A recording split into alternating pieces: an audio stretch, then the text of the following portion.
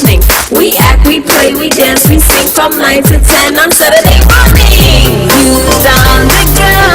Whoa, let's start the show. Oh, youth on the go. Whoa, let's start the show. Whoa, let's go, let's go, let's go. Need some extra cash to make your summer dreams come true? Look no further than TDC Financial Services Live Your Dream this summer loan promotion. With up to $65,000 unsecured and up to 8 years to repay, our summer loan promotion is your ticket to that dream vacation, home renovation, or anything else your heart desires. Applying is easy, so why wait? Take advantage of TDC Financial Services Live Your Dream this summer loan promotion today and make this summer one to remember. All right, good morning, and welcome to this edition of Youth on the Go here on Vaughan Radio. I am Zahnela Claxton from the Ministry of Education and Talent. It is always a pleasure for me to be here on Saturdays to share information, updates, activities, anything that would further develop, empower our young people, our students here on the island of Nevis. Of course, it is the last Saturday in August, and that means we're going to the most glorious month of the year for our students and our teachers, and maybe for me. We are at the cusp of the start of the 2024-2025 academic year. Some of us call it back to school time for the start of the new school year, and we are excited. I know that the students, I hope that for the last few weeks they've been practicing getting up earlier and going through their routine, and for the past few days, parents, you had them really on schedule. Otherwise, Monday will be a tough day for you, getting them out of bed and out to school on time. We know that our schools open across the Federation on Monday and at all levels, and we wish our students, our teachers, all of our support staff, our school leaders, a successful 2024-2025 academic year. We hope that you experience holistic success.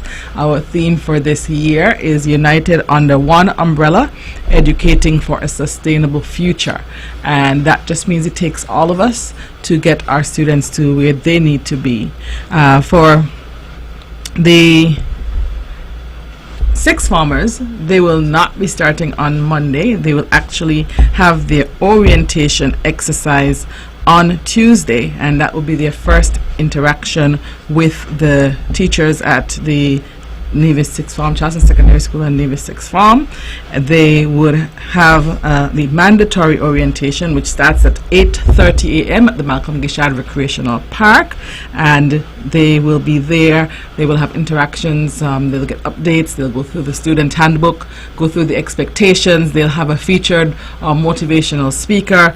They will also have an advising session, which is the most important part of the day, where they will get instructions, directions, they'll get their questions answered, especially related to which courses they should pick to ensure that they walk away with an associate's degree if that's their goal, or based on their career option or career choices, what subjects would work best for them. And so that advising session would take place, and we have several members of staff who have experience working at the sixth form and working with the CAPE curriculum in the associate's degree program, and they will be part of that process. So hopefully you are geared up and ready to go for the orientation activity on Tuesday starting at 8:30 a.m. That is for both persons entering 6B and entering 6A.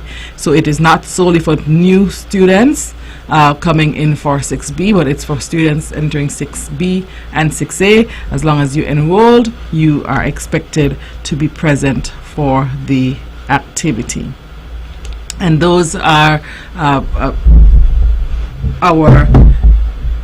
that would cover from, I think, preschool to sixth form with that announcement, so that we'd have a clear direction as to what will be happening next week.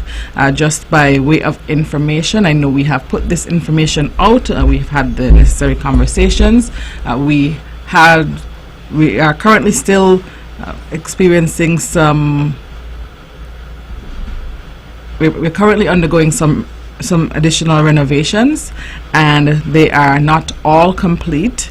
We have renovations going on at the Charlestown Preschool as well as the St. James Primary School, which will not be complete in time for Monday. In light of this, the Charlestown Preschool has been relocated to the Alberta Payne Community Center at Bath Village, and so we had the engagement with the parents. They were able to visit the site and to see where their students will become Monday. We have put all of the protective fencing and all of the mechanisms in place. The rooms are set, the spaces are set up just like the classrooms at on the school site, and they will be functioning out of that space until end of September, first week of October. They should be transitioning back to their space.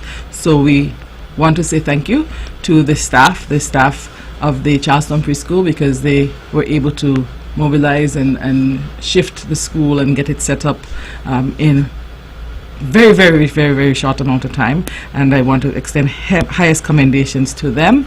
I also want to say thank you to the parents for their understanding and their cooperation as we go through these much needed renovations and repairs. We have started we started off by removing the roof based on some issues which were raised by the school, and then while doing so, we also addressed some spacing concerns. The kitchen was extremely small. It actually was built in 1983. It was commissioned in 1983, September 1983. So this will be the 41st anniversary of that school, and it has serviced a large number of students, because we know that the St. Paul's area has our largest population of students, and so it has serviced a large number of students over the years. And we noted that within the space there wasn't a separate boys and girls bathroom, and so we've made the adjustments to ensure that you have a separate male and female restroom space. We also are working on improving the restroom spaces for the staff and increasing the size of the kitchen area. The kitchen area was extremely tight, small, so we've increased the size of the kitchen area so that it can house a workstation, pantry, as well as the equipment that was there and that has been there over the years. And then we also extended the supervisor's space as well. That was also very, very tight. And so, as I said, the staff has been in communication with us for some time, and so we wanted to make sure that got done, and they are settling very well. They have settled very well into the Alberta Payne Community Center, and we wish them the very best for the school year. We also note that the St. James Primary School is not fully complete. The roof was removed from the hall area, as well as some other renovations which are taking place within the school space. Most of the spaces will be ready for Monday, and we have designated enough spaces for classrooms to carry on as usual on Monday.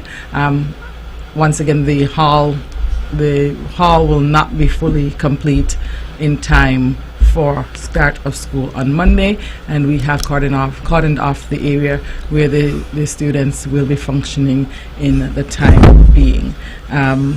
We have been in conversation with the principal of the school as well, and so we were able to designate and ensure that we have those changes and adjustments made in time for school on Monday. But based on all interactions, consultations, conversations, we should be able to, and we will be able to, have sessions at the school running in a slightly different way, but we should be able to function for school to start on Monday. And so those are our updates for Back to School 2024 for the 2024-25 academic year. When we come back, we have some friends with us, and we'll get to meet them. And I didn't say guests, I said friends, because they're not new to the space. When we come back, we'll get to see who they are and why they're here. We'll take a short break, and we'll be right back. From Queen City, Nevis, this is the powerhouse of the Eastern Caribbean, Vaughan Radio. Ladies and gentlemen, it's back time for Budger's Hardware Hustle. That's right, buy any 2 gallons of Budger paint from participating hardware stores for a chance to win a shopping spree in a hardware store valued at $1,000. Visit BudgerPaintsCaribbean.com on how you can enter. Promotion ends August 31st. See Budger Caribbean on Facebook and Instagram for details. Yes! Budger, for lasting beauty and protection.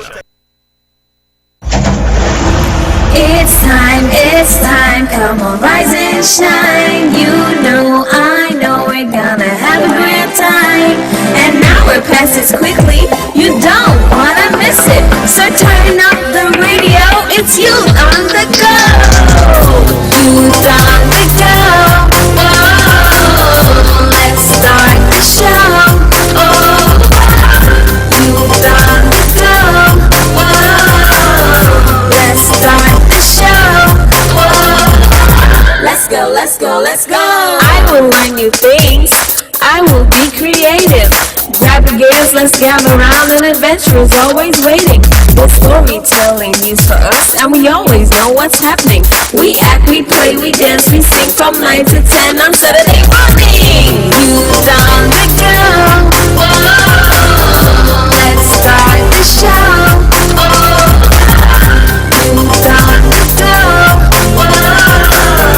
Let's start the show. Let's go.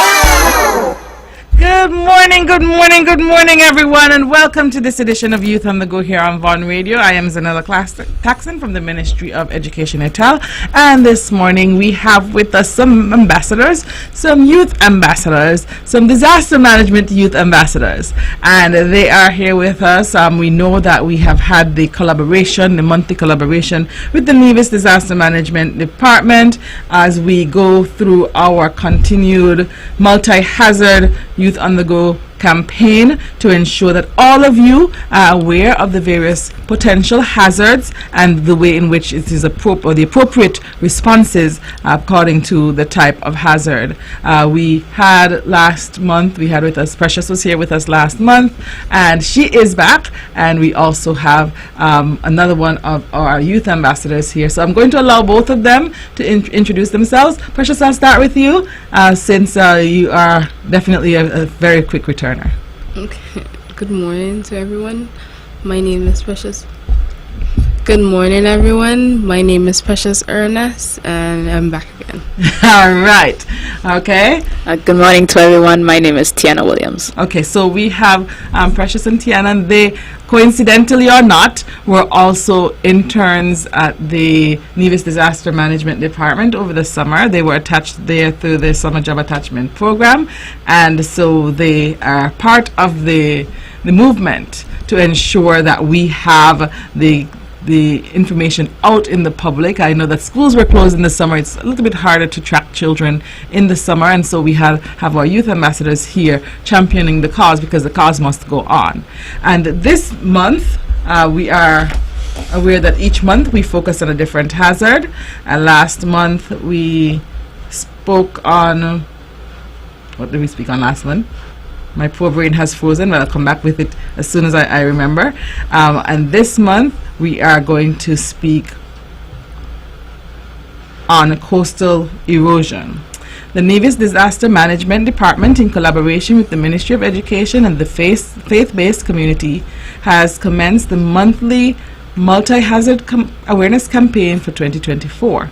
The monthly Multi-Hazards Awareness Campaign highlights a specific hazard as the theme hazard for the given month to spread safety awareness and educate the general public on what to do before, during, and after a hazard's occurrence. The campaign, in the meantime, is spearheaded by several targeted audience groups, namely the school-based and faith-based audience groups. It aims to establish an effective participatory approach in multi-hazard awareness where the target audience becomes the voice of safety. Hence, the denominations and the schools are assigned a particular hazard in a given month. And this month, we will, at the school level, we will see Montessori Academy championing the cause of this hazard, and in the faith-based community we'll see the Anglican Church. But as I said, today we have Precious and Tiana here with us, carrying the vanguard for coastal erosion. Coastal erosion has for decades been a major concern for countries with coastal development. This is especially true for the Caribbean islands, which have traditionally focused most of their towns, villages, and tourism facilities near the coast. Over the past 15 years, Caribbean islands have experienced extensive damage to economic and social infrastructure as a result of coastal erosion during major storms. And so that is our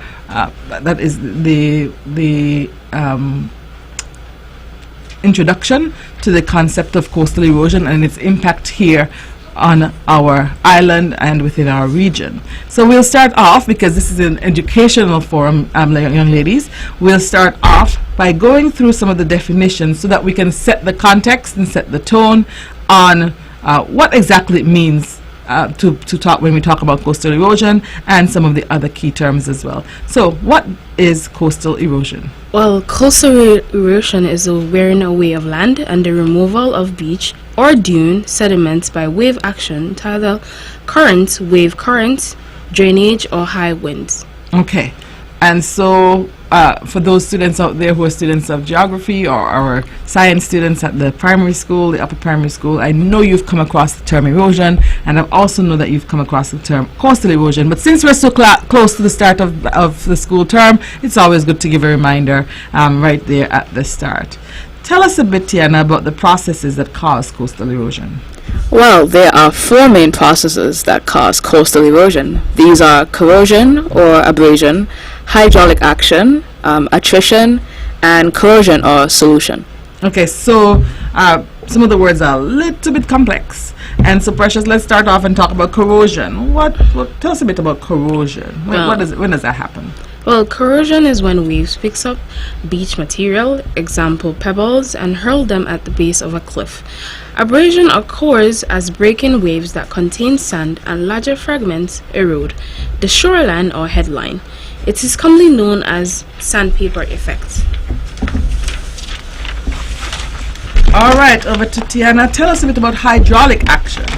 Well, hydraulic action is when air is compressed into cliff cracks after waves hit the base of a cliff. When the wave retreats, the air rushes out of the gap. Often this causes cliff material to break away. Okay, so I'm visually seeing this. I'm mentally drawing a picture as you go through the description. So I'm seeing that once the waves hit the base of the cliff, they cause pockets of air to be in the cracks. And when the waves go back, the air has to come out. And when it comes out, it causes that crack, or it causes the cliff to break. Interesting. What about attrition? Attrition is when waves cause rocks and pebbles to bump into each other and break up. Okay, so that one's easy, because with the wave action, you know that there will be movement of rocks and pebbles. And so as they move, they hit each other and they crack or break up. So that's easy. What about corrosion or solution? Well, corrosion or solution is when certain types of cliffs erode as a result of weak acids in the sea. Okay. Why do we need to prevent coastal erosion, Precious?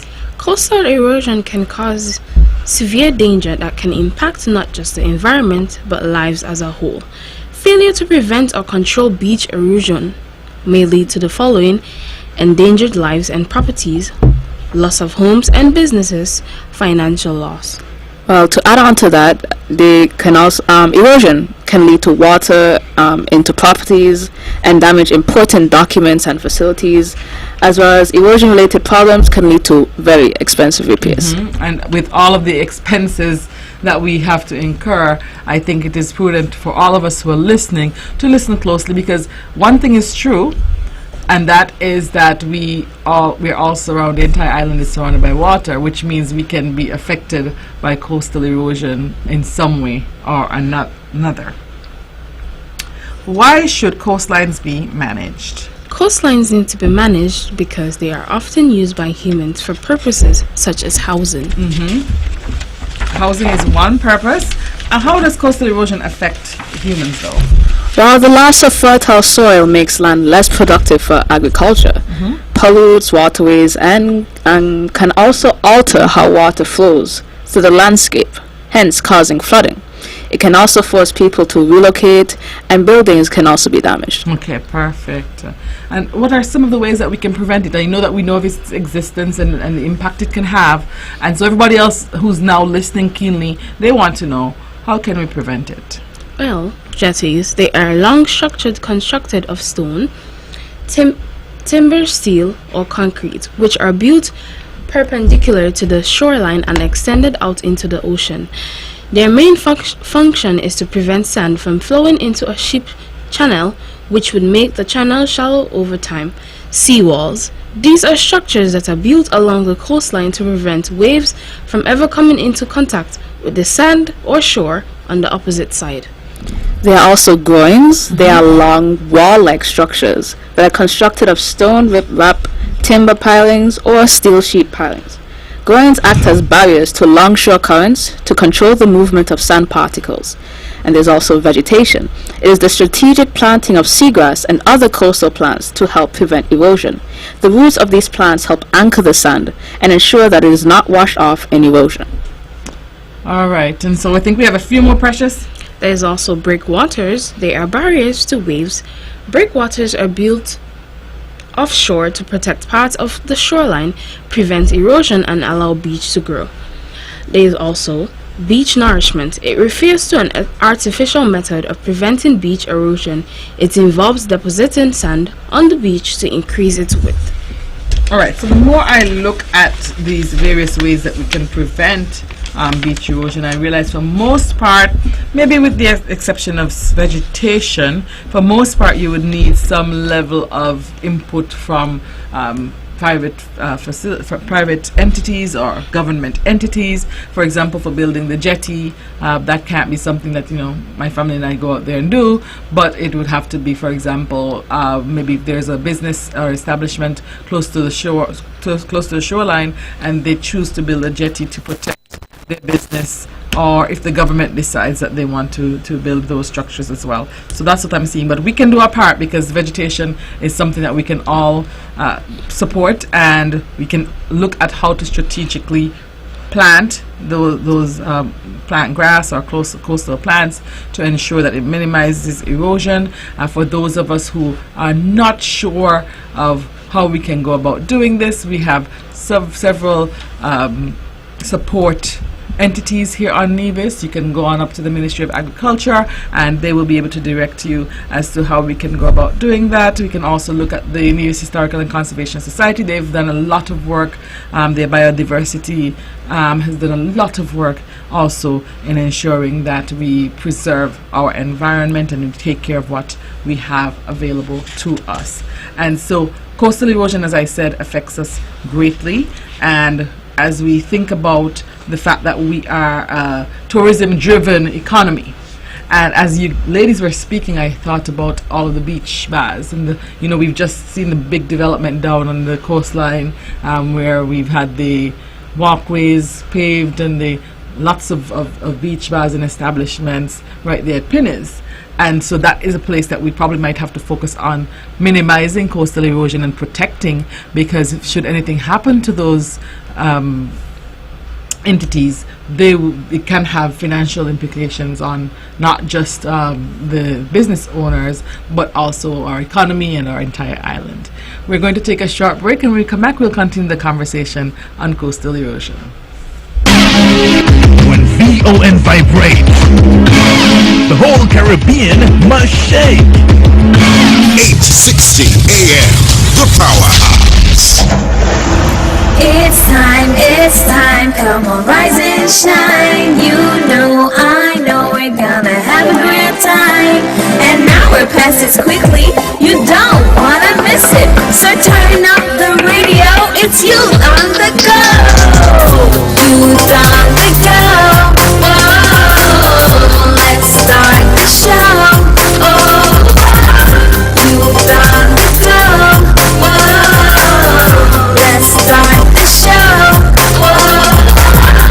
go, let's go, let's go. I will learn new things. I will be creative. Grab your gears, let's gather round. An adventure is always waiting. The storytelling news for us, and we always know what's happening. We act, we play, we dance, we sing from 9 to 10 on Saturday morning. Youth on the go. Whoa, let's start the show. Youth on the go. Whoa, let's start the show. Let's go, let's go, let's go. That's the familiar sound of the school bell ringing to let you know that class is in session. Listen up, class. Let your parents know that the place to shop for your back-to-school essentials is the TDC Home and Building Depot in St. Kitts and City Drugstore Nevis Limited. Get up to 30% off backpacks, notebooks, pens, pencils, school bundles, printers, and more. And while they're there, be sure to have them ask about the tech tools for teachers so we can help you achieve even more success. And remind them about Flash Sale Fridays, when you can receive even more savings just in time for the new school year. Now you know. See you at TDC Home and Building Depot and City Drugstore Nevis Limited. Class is now dismissed. Terms and conditions apply. See stores for details.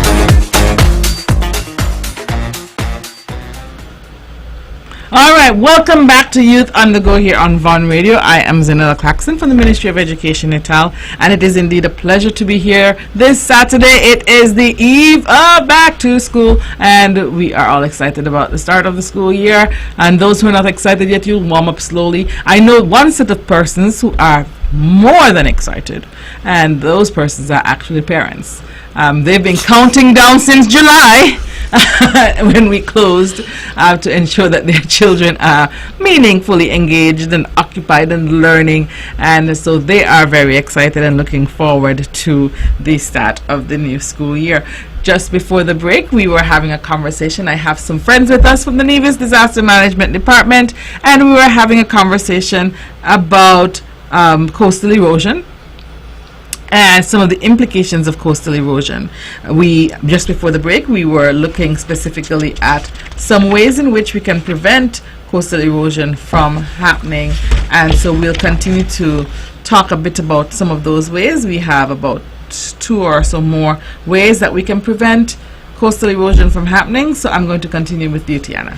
Okay, so some other ways we can prevent coastal erosion. There's geotextile installation. That is a popular and highly effective method of controlling erosion and improving soils over which roads, earth-eating structures, embankments, and pipelines are built. And there's also the prohibition of illegal sand mining, which is the illegal removal of large quantities of sand from a beach, leading to full or partial disappearance of the beach. Okay, so fun fact, not so fun fact. Many years ago, maybe before you guys were fully aware of your surroundings, we had an issue with, well, prior to the issue, there was a time on Nevis when persons used to get truckloads of sand from the beach to build their homes. It was the norm. We would get buckets, and then sometimes there were persons, so we went from just getting buckets to do a little work at your house to some persons getting almost a truckload of sand to work on their homes or their whatever the infrastructure is.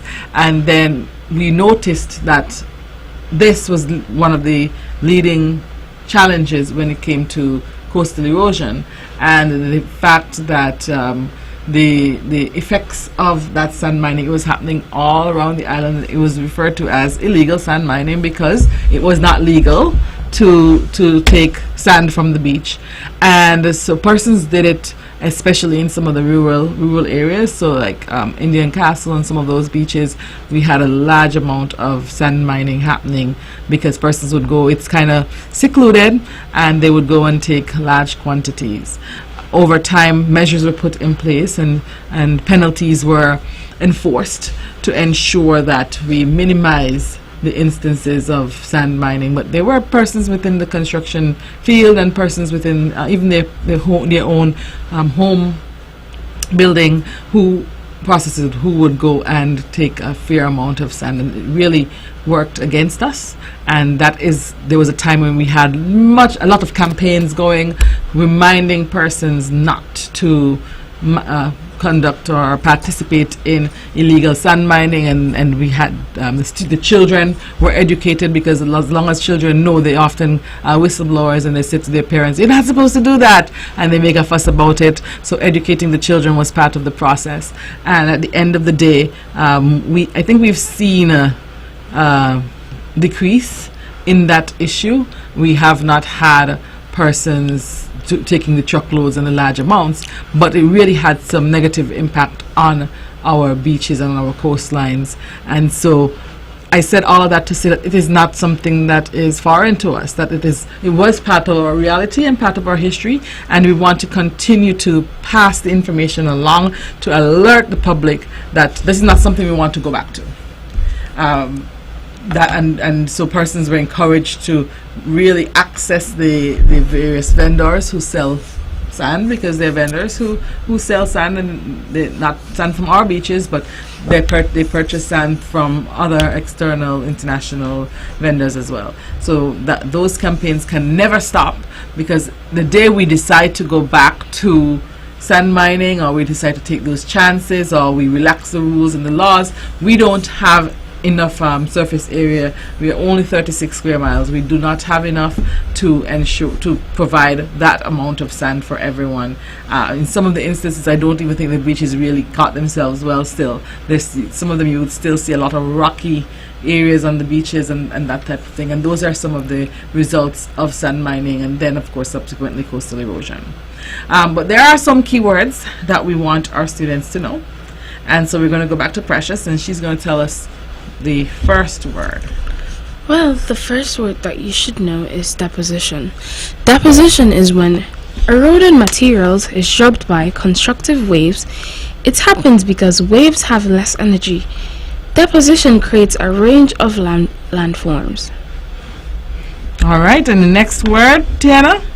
The next word is coastal transportation.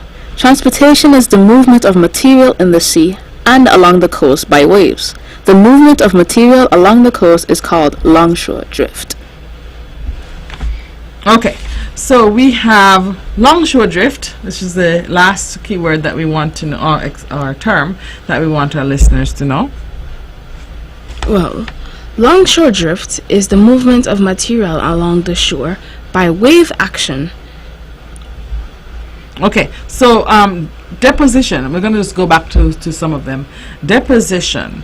When I hear deposition, I think of something that doesn't necessarily lead to coastal erosion as such, but it leads to giving us some level of protection based on the definition. So for those students out there who are staunch geography students and environmental science students, I know that these terms are critical for you, they're important to you, and they are meaningful for you as well. But at the end of the day, we have to take some time out and get to know them, even as members of the general public, so that we can ensure that we're protecting ourselves, we are protecting the environment. And so we have had a long conversation about coastal erosion, ladies, and we've shared quite a bit of information with our listeners and our viewers on YouTube and on Facebook as well. And so I think that it will be in our best interest to kind of try to link, because sometimes people don't see the link between the various hazards, and the fact that coastal erosion, while it can happen slowly over time, it can happen more quickly during certain periods of time, and there are certain events which may cause increased coastal erosion. One of those times may be hurricanes, and so we have when we have hurricanes, we have an increased chance of coastal erosion, and that is because if we don't have all of these things, remember the list of protective measures that we spoke about, when we have establishments close to the beach and we have storms and you have those rapid wave actions happening, they have several negative impacts on the environment and on our coast. And so we are going to segue a little bit because you were both part of the Nevis Disaster Management Safety Camp, which took place. We promoted it every week. And we have a caller on the line. We have Mr. Brian Dyer. He is the director of the Nevis Disaster Management Department, the powerhouse behind the scenes, Mr. Dyer, and he's going to talk to us a bit about that and give an update and then, of course, some advice to the general public. Good morning, Mr. Dyer. Hi, good morning. How are you?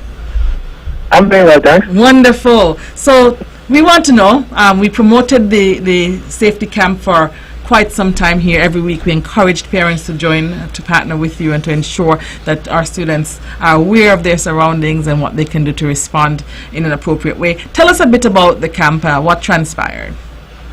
Hi, the Disaster Management hosted its annual summer safety camp. This year we improved by having it an extra week, running it for 2 weeks, and it culminated on the 23rd of August. We had some 48 participants registered, and we had engaged the participants with a number of safety topics. Unfortunately, we had to start the camp late as the passage of tropical storm Ernesto had delayed the start by 2 days. However, when we got going, we instilled some knowledge of disaster management, reminding the children of what are the hazards and what to do before, during, and after.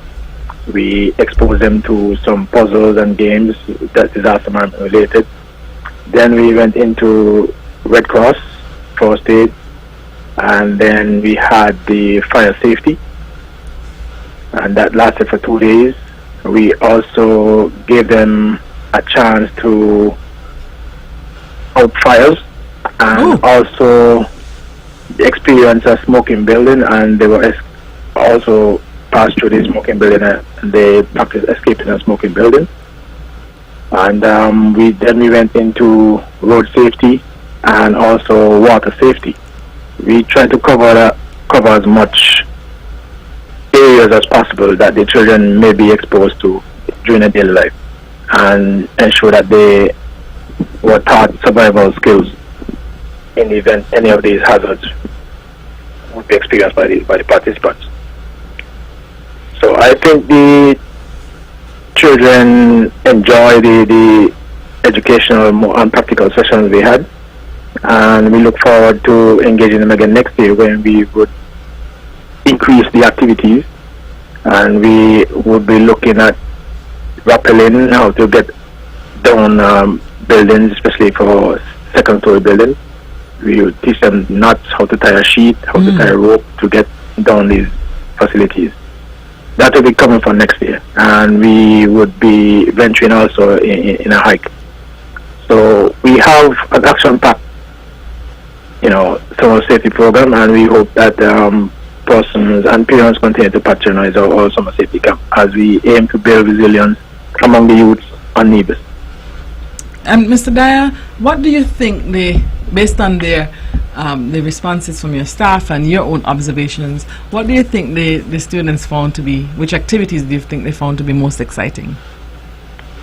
They love the water safety and the fire safety aspect of it, because they learned to out fires, and then they had the practical exercise of going through a building with through the smoke. So those were most exciting for the participants. Wow.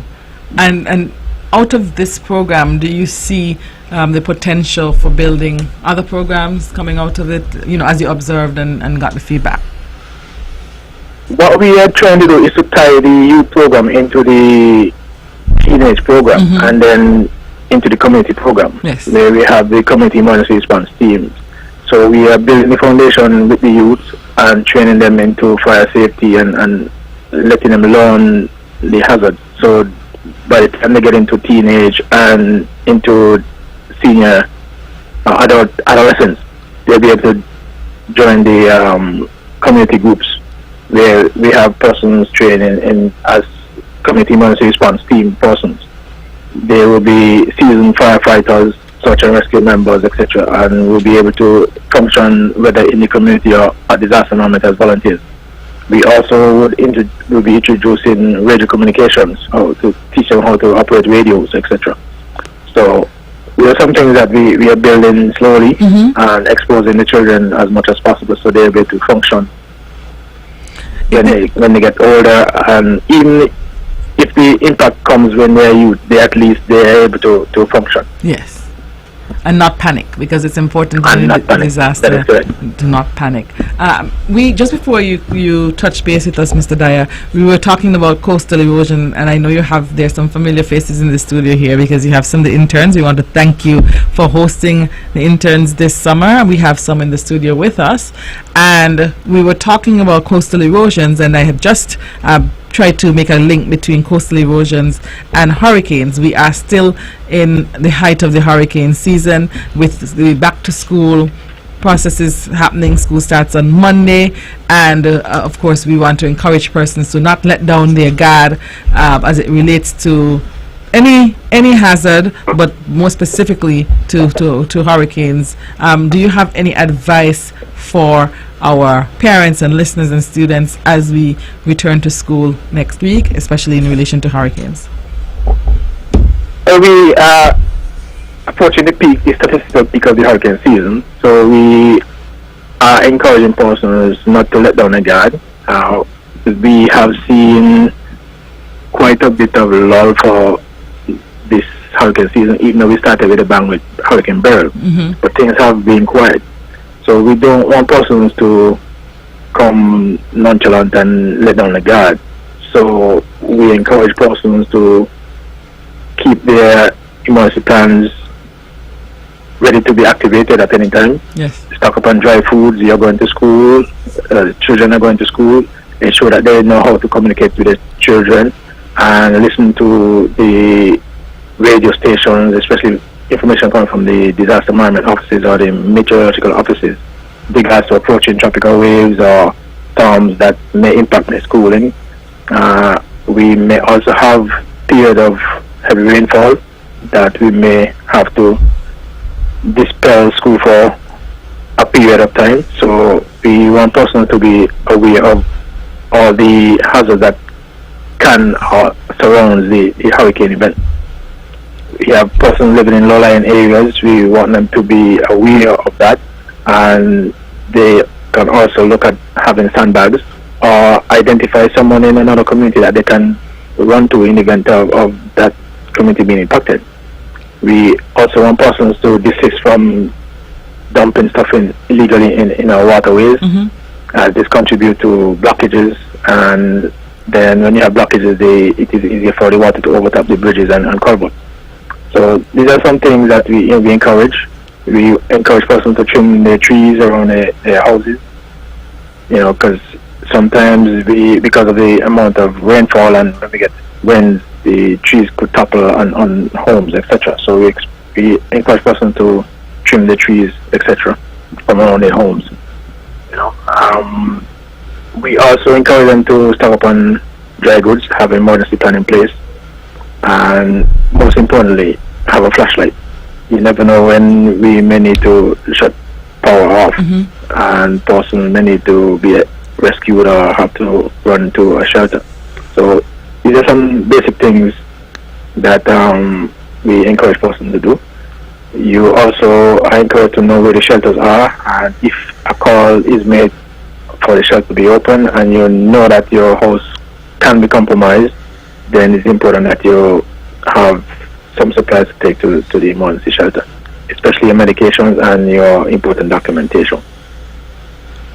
Thank you so much, Mr. Dyer. Of course, we know that we always keep locked to you and the Disaster Management Department here within education, especially, as I said, the school is about to start. We want to also commend you and the entire team, Mr. Gumba, Zoe, who's here with us sometimes, Kiana, just for the work that you're doing, the important work that you're doing. I think persons do not understand the importance of and perhaps don't see the full picture as it relates to educating the public, so that in the event that we have any instances of disasters or any hazards pending, that we are prepared, that we are mentally prepared because we know what's happening and that we have a plan. Thank you so much for stopping by and calling in this morning, and we really appreciate the interaction. You're welcome. And kudos to my staff and interns. Wonderful. Thank you. Thanks, take Mr. care. Dyer. Very Goodbye. good. Okay, so that was Mr. Brian Dyer. He's the director of the Navy's Disaster Management Department, and he came.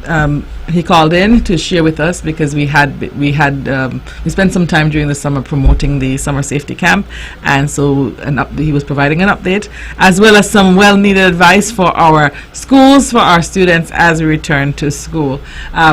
How do hurricanes, that's what we were talking about just before, what are the implications of hurricanes on the coastlines? And the reality is, if we have that constant coastal erosion, when you have the big waves coming from the hurricanes, you will have even greater chances of disaster happening as well. So all of the small things, and I said that to say, all of the small things work together to ensure that the big things are protected. So people might say, you're wasting time on coastal erosion. What? So what if we lose some sand or on the coastline? But when that happens, it exposes us to more damage, and so that is why it's important that we make sure that we spread the word so that we do not have those major instances of really economic downturns and implications happening as a result of it. I don't know that most people would notice or would realize the importance of protecting our coastlines and the implications of not having protected coastlines. And so, ladies, we thank you so much for being here with us today, and of course for being the interns for the Summer Job Attachment Program. Before we close out and tell you, bid you your official farewells, can you think of, or do you want to share with the public, what was the height of your internship? What was the thing that stood out for you most during the Summer Job Attachment Program, your time at the Navy's Disaster Management Program? Of course, this program also falls within our ministry under the Department of Youth. So I would be interested to hear, what was the high point, what was the most exciting part of it, what was the most memorable part of it that you want to share with the public? You want to go first, Bryce? No, you start. Okay. So I would say the height of the internship was the national simulation exercise that was conducted. It was really just hectic. Like, to say that these different injects are coming in and how each aspect of the command system and everything is extremely important for coordination and stuff, and we really learned the importance of communication in that sense, and it was a really good time. I got to work on the radio communications, and it was really fun. Okay. Yes. Wonderful.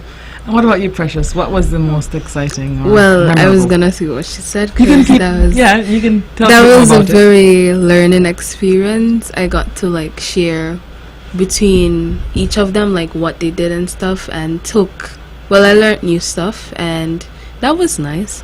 And I liked the way everyone was caring for each other. Yes, there was a bit of complications, but there was love in it. Oh, okay. Yeah, so let me ask you a question. When you were assigned to Navy's Disaster Management Department, you might not have had a full understanding of what is expected. Yeah. Now that you're at the end, what are your thoughts as it relates to the work that is done and the work of the Navy's Disaster Management Department? Well, technically, I would like to go back. Okay. Respectfully, yeah. So I would. It was that good. Okay. And I would love to work with them again in the future. Okay. All right. Well, I found a newfound appreciation for the people who work behind the scenes at the Navy's Disaster Management Department, because it is not easy that, sometimes that you come in and, anything could happen. Yes. You have to put yourself in a state of an emergency or disaster could happen at any moment. and it really helped me appreciate the time and effort they put into basically protecting our country. And I don't think that the public realizes that. No, not at all. No, and so that is why it is important. And when we come here every last Saturday of the month, and when we have persons like you attached, to also spread the awareness that there are many things happening behind the scenes that make life so easy for us. And in the absence of those things, we'll miss them, but sometimes in the presence of them, we don't realize just exactly what is happening. And so I'm happy that you were able to make this a learning experience, and that you were able to go through this experience as well. Congratulations to you both, and I want to thank you for sharing this morning on the coastal erosion. As we close out, I can't close out the Saturday before school starts without, of course, reminding everyone that school starts promptly at 8:15 for the high schools, 8:30 for the primary and preschools. Parents, get your children there on time. It's going to be a buzz of activity. We might have a little bit of crying for the younger ones because they might have some separation anxiety. For those who have never been away from their parents, the preschoolers, and some of them, they will walk away from you without even looking back, but for some, they might want to hold on. And so give them some grace, give them an opportunity to settle in, and give our team an opportunity as well to get to love on them and to show them that school is a place where they are welcomed, and that they will have a remarkable learning and growing experience there as well. We want to once again wish all of our leaders, our teachers, our students, and our parents a successful 2025 academic year.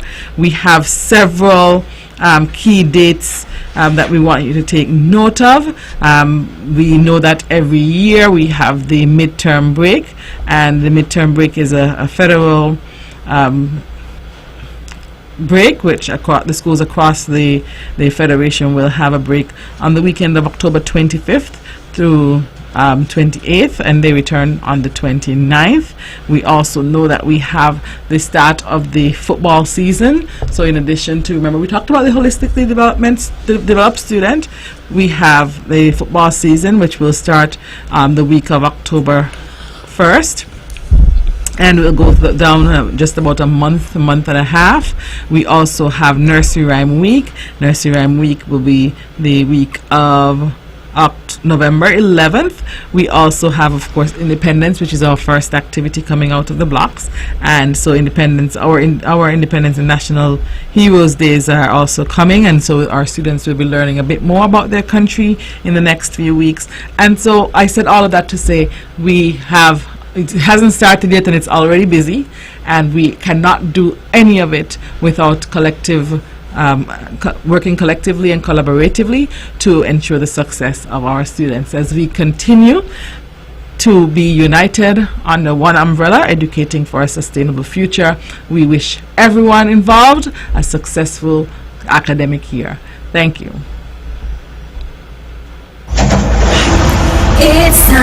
It's time, come on, rise and shine. You know, I know, we're gonna have a great time. And now it passes quickly, you don't wanna miss it. So turn up the radio, it's you on the go. Youth on the go, whoa, let's start the show. Oh, youth on the go, whoa, let's start the show. Let's go, let's go, let's go. I will learn new things. I will be creative. Grab your gators, let's gather around. An adventure is always waiting. The storytelling needs for us, and we always know what's happening. We act, we play, we dance, we sing from 9 to 10 on Saturday morning. Youth on the go. Whoa, let's start the show.